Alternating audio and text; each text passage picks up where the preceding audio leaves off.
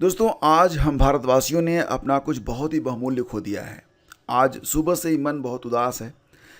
रतन टाटा जी हमारे बीच नहीं रहे और रतन टाटा जी के निधन पर एक युग का अंत माना जा रहा है। वे न केवल भारतीय उद्योग जगत के पथ प्रदर्शक थे, बल्कि उनकी सादगी, परोपकार और विनम्रता ने उन्हें एक आदर्श इंसान भी बनाया।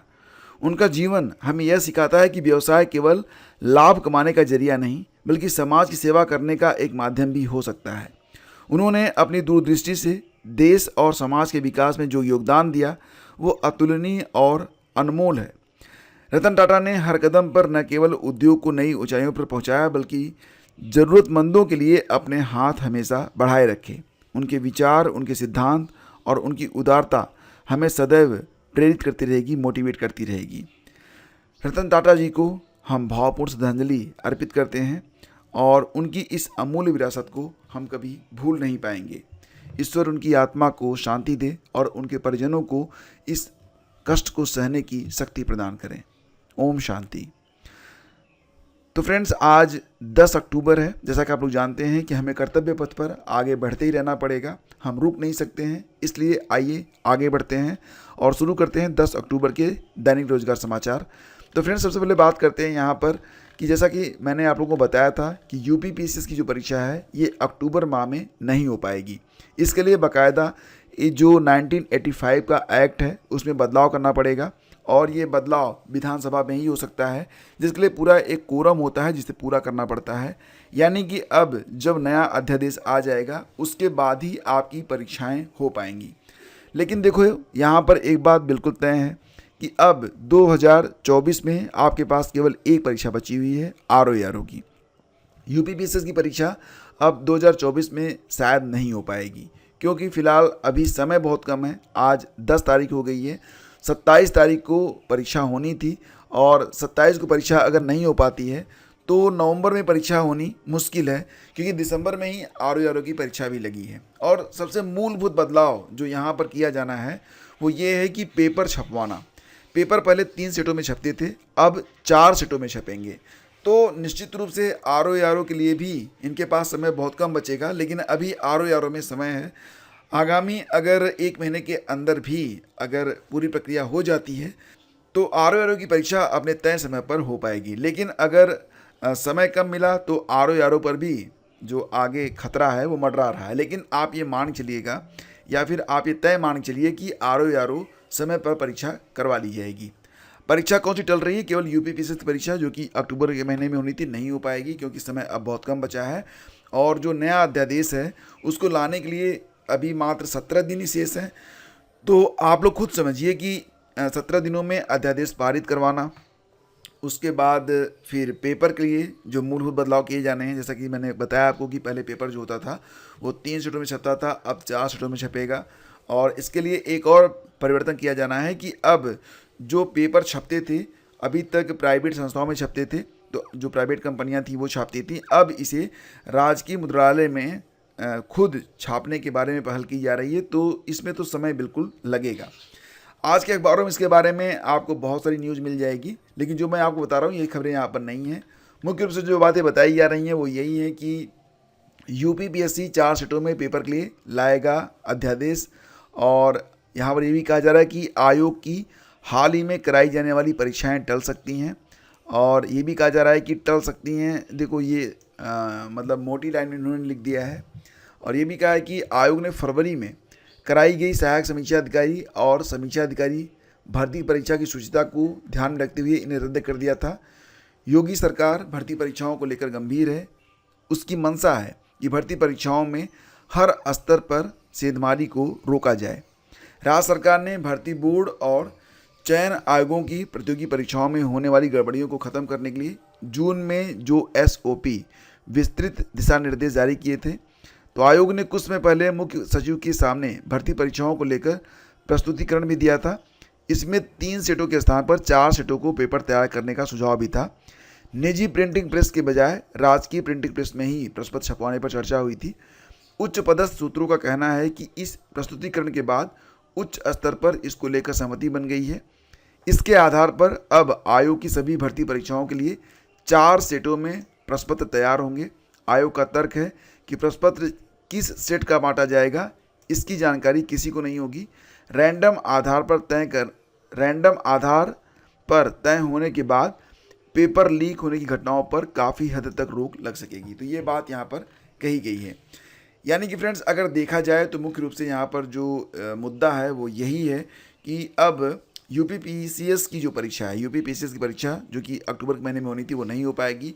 आरओ को लेकर थोड़ा सा आप लोग संशय मत रहिएगा, अभी पर्याप्त समय है, आरओ की परीक्षा समय पर करवा ली जाएगी। तो मैं यहाँ पर बिल्कुल श्योर आपको कर रहा हूँ कि आप आरओ को लेकर संशय में मत रहिएगा। और इसके बाद आगे बढ़ते हैं और देखो, बात यहाँ पर कर रहे हैं डीएलएड के बारे में। तो डीएलएड में भी प्रवेश के लिए जो डेट है, फिलहाल तो डेट बीत चुकी है, लेकिन अब इसे पुनः बढ़ाया गया है। कितने दिनों के लिए? तो देखो, यहाँ पर जो ऑफिशियल वेबसाइट है यूपी डीएलएड की, अगर हम उस पर चलें, आप यहाँ पर जो ऑफिशियल वेबसाइट है, यहाँ पर आप देख सकते हैं कि UP DElEd 2024 registration final submission time left 2 days 17 hours 1 minute and 31 second. तो देखो यहाँ पर तो मतलब जो अभी समय आपके पास है वो 2 दिन और बचा हुआ है, ठीक है। तो आप भी कुल मिला के 3 दिनों तक, यानी कि आज, कल और परसों तक अपना जो रजिस्ट्रेशन है उसको आप कर पाएंगे। बाकी यही अपडेट्स यहाँ पर है, बाकी कहीं पर अभी आपको जो है लिखित में नहीं मिलेगा। लेकिन अगर आप रजिस्ट्रेशन अपना करना चाहें तो आप नए रजिस्ट्रेशन यहाँ पर कर सकते हैं। जैसा कि मैं आपको दिखा देता हूँ कि अगर आप अपना फॉर्म भरना चाहते हैं तो आप updled.ub.in की जो ऑफिशियल वेबसाइट है इस पर आ जाइएगा और इसके बाद यहाँ रजिस्ट्रेशन पर आप क्लिक करेंगे तो फिर आप ये वाला जो पेज है इसको आप ओपन कर पाएंगे। और फिर यहाँ रजिस्ट्रेशन पर जब आप क्लिक करेंगे, कैंडिडेट रजिस्ट्रेशन पार्ट 1, इस पर आप क्लिक करिए तो इसके बाद फिर ये पेज आप ओपन कर पाएंगे। यहाँ पर देखिए फीस लिखी गई है कि अगर आप जनरल या ओबीसी हैं तो 700 रुपये, SC ST के लिए 500 रुपये और VI HI OH के लिए 200 रुपये की फ़ीस है। तो इसको आप जमा करके अपना जो यहाँ पर रजिस्ट्रेशन है उसको आप कर सकते हैं। यहाँ पर आप क्लिक करेंगे, इसके बाद आपके लिए जो पेज है, मतलब जो फॉर्म है आपका, ये ओपन हो जाएगा। तो अभी भी ये वेबसाइट जो है चल रही है और अभी आपके पास मात्र 2 दिनों का समय और बचा हुआ है। तो आप चाहें तो अगर आपने अभी तक आवेदन नहीं किया है तो आप आवेदन कर सकते हैं।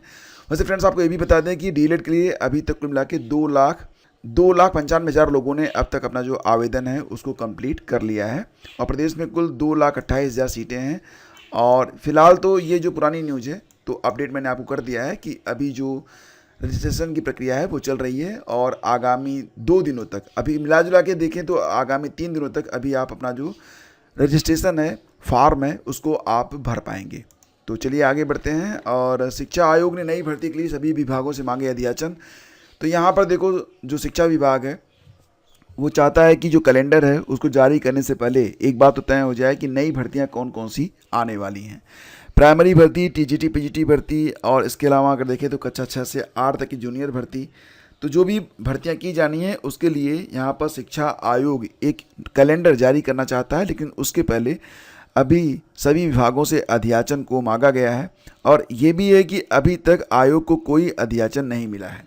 सूत्रों का कहना है कि आयोग का गठन तो हो गया है लेकिन ऑनलाइन अध्याचन के लिए पोर्टल तैयार नहीं हुआ था। तो अब ये जो पोर्टल है ये भी तैयार कर लिया गया है। आप यहाँ पर देख सकते हैं, ऑनलाइन अध्याचन के लिए पोर्टल भी तैयार कर लिया गया है। इसी पोर्टल पर अध्याचन भेजे जाएंगे। प्रदेश में लाखों अभ्यर्थी नई भर्तियों का इंतजार कर रहे हैं। तो देखो, यहाँ पर सूत्रों के अनुसार उच्च शिक्षा निदेशालय की ओर से अशासकीय महाविद्यालयों के प्राचार्यों को पत्र जारी कर असिस्टेंट प्रोफेसर के रिक्त पदों की गिनती शुरू करा दी गई है, जबकि माध्यमिक और परिषदीय विद्यालयों में जो रिक्त पद हैं उसके बारे में भी गिनती का काम अभी देखो शुरू नहीं हुआ है। लेकिन ये कहा जा रहा है कि प्राइमरी में अभी 78,000 पद जो हैं वो रिक्त पड़े हैं। तो ऐसे में आयोग की ओर से उच्च शिक्षा, माध्यमिक शिक्षा और प्राथमिक शिक्षा से संबंधित विभागों को पत्र भेजकर कहा गया है कि रिक्त पदों के अध्याचन आप लोग भेजें ताकि समय से भर्तियां शुरू की जा सकें। तो आयोग इस वर्ष कोई नई भर्ती शुरू करने की स्थिति में नहीं है। रिक्त पदों का अध्याचन मिलने के बाद ही भर्ती परीक्षाओं का कैलेंडर जारी किया जाएगा। सो लाखों अभ्यर्थियों को परीक्षा कैलेंडर को लेकर बेसब्री से इंतजार है। यानी कि यहाँ पर प्राइमरी के बारे में, टीजीटी पीजीटी के बारे में और बाकी डिग्री कॉलेज में जो असिस्टेंट प्रोफेसर की भर्ती होगी, साथ ही साथ प्राइमरी शिक्षक भर्ती, जूनियर शिक्षक भर्ती, सभी के बारे में यहाँ पर रिक्तियों के बारे में जानकारी मांगी गई है, अध्याचन मांगे गए हैं। अध्याचन आने के बाद ही अब जो आपका कैलेंडर होगा वो जारी किया जाएगा। और ये भी कहा जा रहा है कि प्राइमरी में 78,000 पद खाली हैं। हालांकि जब तक अध्याचन नहीं मिलता है तब तक ये 78,000 पद हैं, इस पर भी आयोग जो है वो भर्तियाँ स्टार्ट नहीं कर सकता है। तो इसी क्रम में आपको बता दें कि देखो एक और भी इम्पॉर्टेंट न्यूज़ है कि फीचर फ़ोन अगर आप बटन वाला फ़ोन इस्तेमाल करते हैं तो उसके ज़रिए भी आप 10,000 रुपये तक का भुगतान कर पाएंगे। और UPI लाइट का इस्तेमाल अगर आप करते हैं तो इसके लिए जो पेमेंट सीमा पहले 500 रुपये थी, ये बढ़ाकर 1,000 रुपये कर दी गई है। और एक खबर और भी है कि गरीबों को बड़ी राहत, अब 2028 तक मिलता रहेगा मुफ्त पोषण युक्त चावल। केंद्रीय कैबिनेट की मंजूरी मिल चुकी है। योजना पर 17,082 करोड़ रुपए खर्च होंगे। आने वाली सभी प्रतियोगी परीक्षाओं के लिए, शिक्षक भर्तियों के लिए, BPSC TRE4, BPSC एग्ज़ाम, इसके अलावा RO की परीक्षा और जो भी परीक्षाएं आने वाली हैं उनके लिए पूरे साल की वार्षिकी आपके लिए बना दी गई है। जनवरी से लेकर सितंबर तक की पूरी वार्षिकी इसमें आपको मिल जाएगी। आपके पास पर्याप्त समय है। देखो फ्रेंड्स, ये पत्रिका आपकी बहुत सारी हेल्प कर सकती है। मार्केट में इसके टक्कर की और कोई मैगजीन आपको नहीं मिलेगी। यहाँ पर हर प्रश्न अपने आप में पूरी डिटेल्स लिए हुए हैं। अगर आप ये पत्रिका पढ़ते हैं तो स्टेटिक जीके की तैयारी भी आपकी साथ साथ होती चलती है। तो ये पूरी पत्रिका अगर आप लेना चाहते हैं तो इसका लिंक वीडियो के डिस्क्रिप्शन में है, अभी जाके परचेज आप कर सकते हैं। Thank you so much. Please do like and share.